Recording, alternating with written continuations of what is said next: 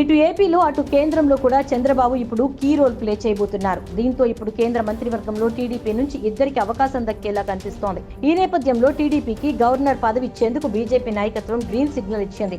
అయితే ఈ గవర్నర్ పదవిని ఎవరికి ఇవ్వాలా అనే దిశగా చంద్రబాబు ఆలోచిస్తున్నట్టు తెలుస్తోంది. అయితే టీడీపీ నుంచి ప్రధానంగా ఇద్దరి పేర్లు వినిపిస్తున్నాయి రేసులో. సీనియర్ నేతలు అశోక్ గజపతిరాజు, యనమల రామకృష్ణుడు ఉన్నట్టు వార్తలు వస్తున్నాయి. అశోక్ గజపతిరాజు, యనమల రామకృష్ణుడు మొదటి నుంచి టీడీపీలో కీలకంగా వ్యవహరిస్తూ వస్తున్న విషయం అందరికీ తెలిసిందే. ఈ ఇద్దరు టీడీపీని వదలకుండా చంద్రబాబుకు తోడుగా నిలిచారు.